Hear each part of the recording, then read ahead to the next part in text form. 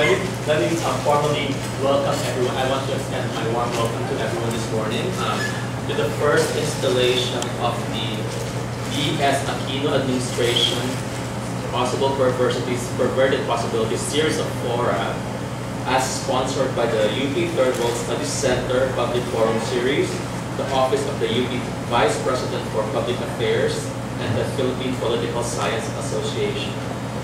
At this point, I would like to invite Professor Jose Wendell Capili, Assistant Vice President for Public Affairs, to deliver his welcome remarks.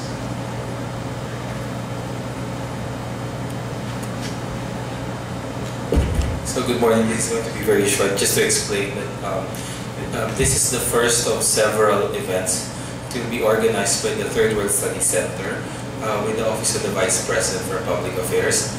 The idea is to engage more members of the university community, to engage with the larger community outside, to make people more aware of issues while tapping the human resources of the university.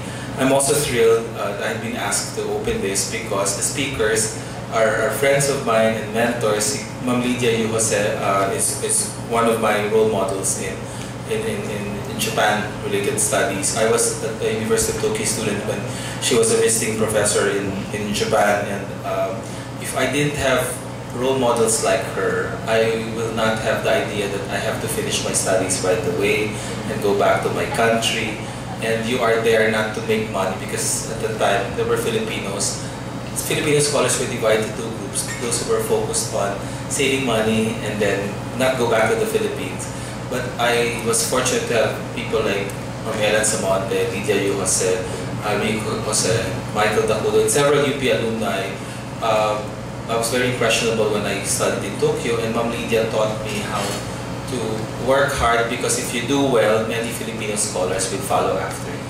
And then Raul Pangalangan, of course, comes from this long line of UP families. The children are two of my best students. One was here earlier, the other brother is here, who's going to be my student probably soon.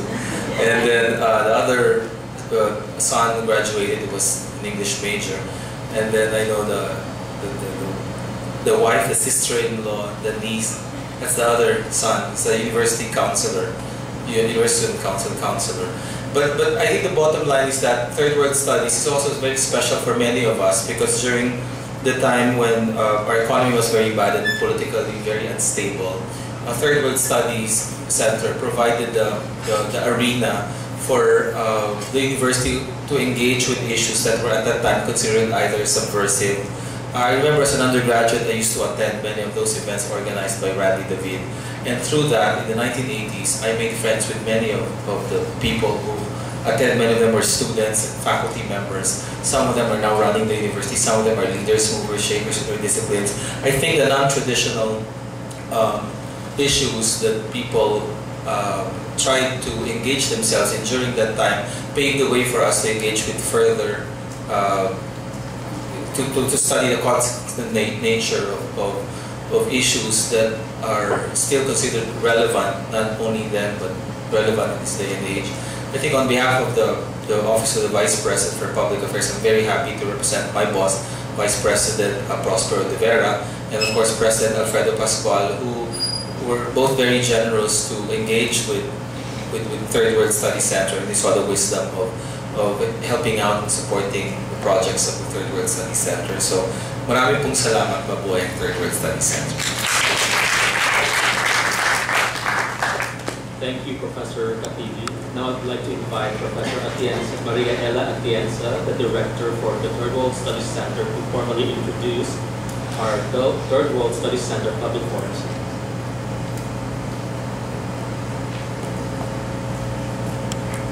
Good morning to all of you, and I'm glad that we have a mix of scholars, university administrators, students. We have a lot of colleagues from not only from the university but from the network of the Philippine Political Science Association and our civil society network. So because this is the first installment of our Third World Studies Center 2011 Public Forum Series, let me briefly introduce the forum. So we have a very controversial title for the forum series this year, the B.S. Aquino Administration, Possible Perversities, Perverted Possibilities. Basically, what we wanted to do when we were brainstorming about the theme of the public forum series for this year is that we do not want to simply assess the current Aquino administration because there are other institutions already doing that. We also do not want to just focus on issues, single issues, or focus on personalities. What we wanted to do at this point is try to focus on what we can anticipate based on what is happening, focus on possible trends, and to actually have, well, we devised this as a four-part series that offers certain prognostications on how the Aquino administration will conduct itself in office and how it will impact on social institutions and the lives of Filipinos. So we have four themes or topics lined up. So we have the first one today, focusing on state-church relations. The second one is on the 2011-2016 Medium-Term Philippine Development Plan. The third topic will be on public perception and governance. And the fourth one will be to focus on the corruption or possible trends within the military. And hopefully, the Third World Studies Center will come up with a publication, and we want this to be a pioneering academic and critical work on the Benigno S. Aquino administration. The Third World Studies Center has always focused on academic discussions dealing with analysis of burning issues as well as possible trends for particular political and social issues. And there is no better time to express certain skepticisms and questions on the Aquino administration than at present, when even if the SWS ratings say that the popularity is dipping a bit, it's still considered respectable, it's considered good. So it's still respectable popularity with the electorate. What are the conditions for the expressing skepticism, for predicting the possible perversities and the perverted possibilities of the present administration?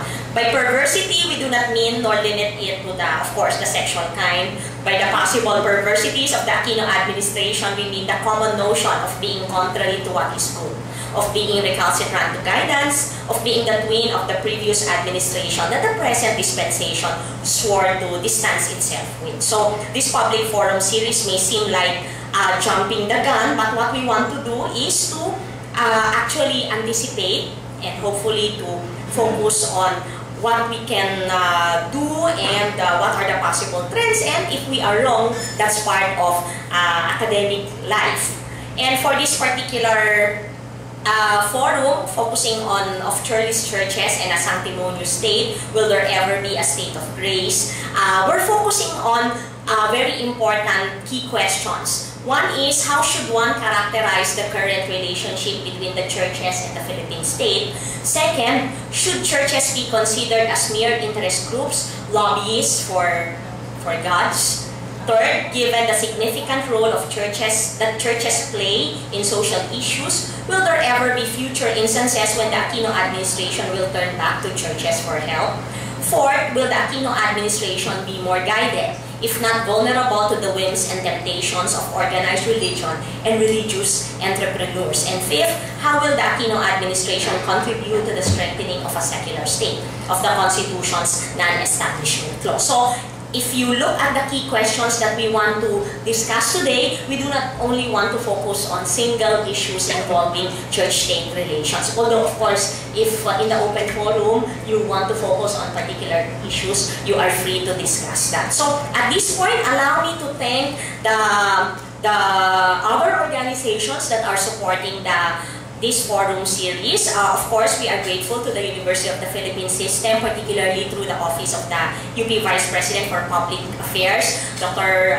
Popoy de Vera, and of course, Assistant Vice President Wendell Camille for supporting our forum series, and we are also grateful to the Philippine Political Science Association, which is our constant partner in many of our discussions on political issues. The new president of the Philippine Political Science Association, Dr. Teresa Encarnacion Adem, will be joining us shortly. But allow me, before we give the floor to our two distinguished speakers, to thank them because we know that they are very busy people, but we thank them for coming here and start the ball rolling in terms of discussion, and we look forward to a very engaging forum, particularly during the open discussion. So thank you very much. Before we get on to the formal presentations, I would like to take some time to introduce our guest speakers today. To my immediate left is Professor Raul C. Pangalangan, a professor from the UP College of Law. Professor Pangalangan teaches constitutional law and public international law at the University of the Philippines. He served 2 terms as UP Law Dean. He has twice been visiting professor at the Harvard Law School before and after his deanship. At the Hague Academy of International Law, he lectured on disputed islands in the South China Sea, very relevant today, and Southeast Asia during its 2008 session, and Director of Studies in the year 2000. In 2003, the Philippine Supreme Court appointed him amicus counsel during the impeachment of the Chief Justice, and more recently, in a case involving gas extraction from contested portions of the country's continental shelf. In 2006, he served as lead counsel before the Philippine Supreme Court in challenging successfully the President's proclamation of a state of emergency. More recently, he filed test cases on the City of Manila's contraceptive ban in government hospitals. He chairs the Bantay Katarungan, a lawyers' organization to strengthen the rule of law, and writes an op-ed column for the Philippine Daily Inquirer. He has also lectured at Melbourne University, Hong Kong University, Irish Center for Human Rights, Puerto Rico, Japan Society of International Law, and the Thessaloniki Institute of International Public Law, and I believe that's in Greece. He received his A.D. cum laude 1978 and LLB 1983 from the University of the Philippines, and his LLM in 1986 and SJD 1990 from the Harvard Law School. His LLM thesis was awarded the Lehman Prize for the best paper in public international law, and his SJD thesis won the Sumner Prize for best thesis on issues relating to international peace. He received the diploma of the Hague Academy of International Law in 1987. And to my left here is Professor Lydia N, Professor, Department of Political Science at the Ateneo de Manila University. Professor Lydia N. teaches Japanese government and politics and Philippines-Japan relations in the Department of Political Science at the Ateneo de Manila University. She is the director of the Ateneo Center for Asian Studies. She obtained her PhD from Sophia University in Tokyo. Most of her publications are on Japan and Philippine-Japan relations. In the recently concluded international conference of the Philippine Political Science Association held in Bacolod, she presented a paper on the role of the church in the Philippines and then and now. She focused on President Quezon's mention of Bushido, and the reaction it got from the Catholic Action Philippines in 1939. The main point of the paper was that the Catholic Action Philippines then focused on the sanctity of life when they criticized Quezon for mentioning Bushido. Bushido, as we know, allows seppuku or harakiri. Likewise, the CPCP now focuses on the sanctity of life in opposing the RH bill.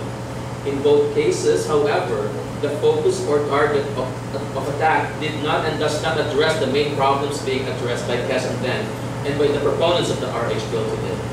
So, without further ado, let me invite Professor Raul Pangalangan to do his presentation.